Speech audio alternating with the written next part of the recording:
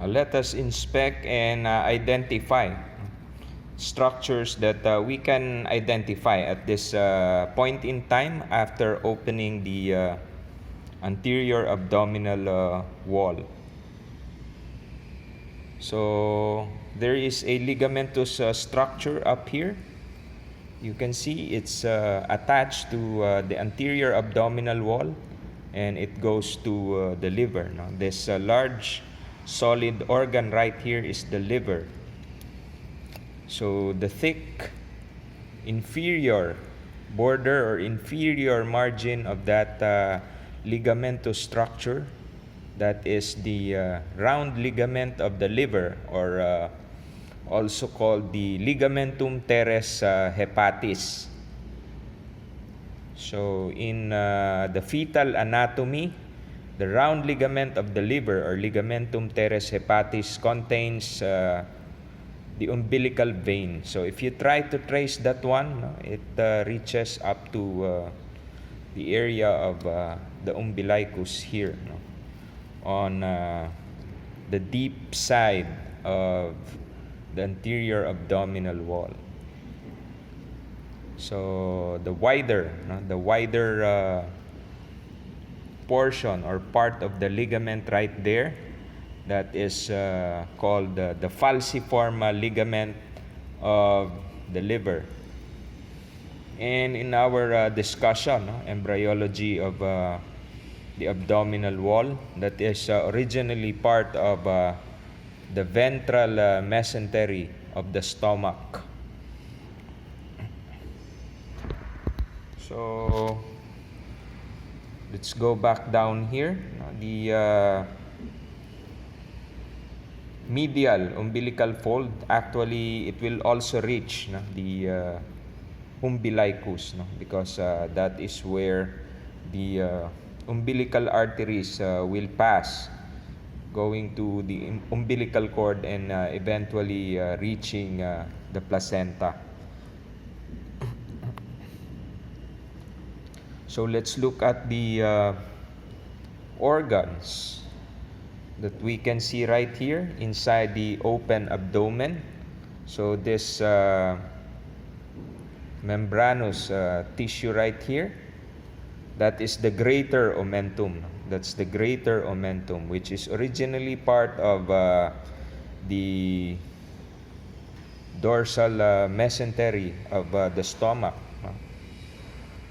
So it's actually a double layer, or it's actually a folded, folded membranous tissue. You can see in some areas it's infiltrated by fat.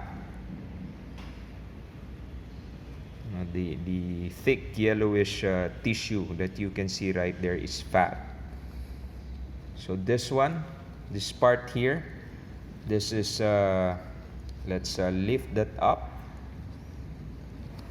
You can see the greater omentum is also attached to the transverse colon. That's the transverse colon right there. This one right here is the hepatic flexure of the colon. Then down there, let's push this to the sides.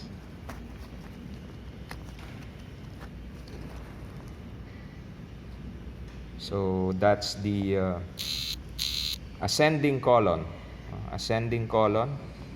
which is actually retroperitoneal in position. Let me revise. This one is actually part of the duodenum. So hepatic flexure of the colon. So this one right here, this one down here, that's the ascending colon.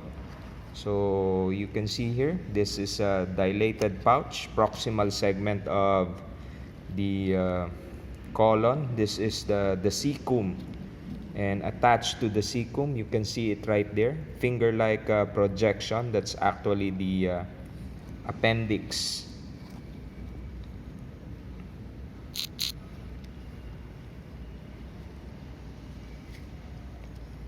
So again, This one right here is the duodenum. That's the duodenum, which is retroperitoneal. So let me show you how the posterior abdominal wall looks like, no? When it is still covered by parietal peritoneum, no? So you can see the retroperitoneal segment of the colon. Again, that's the ascending colon, no? And everything there is still covered by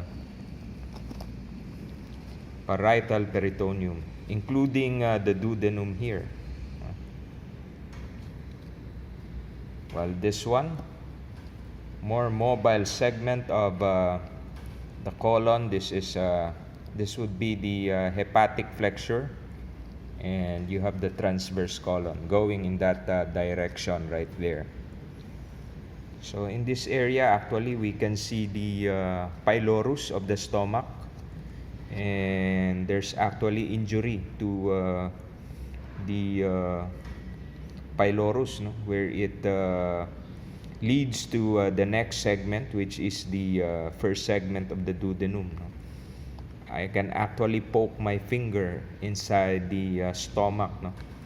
And there's a thick muscular sphincter, thick band of a smooth muscle in that area. That's the pyloric sphincter, which is an anatomic sphincter, no? It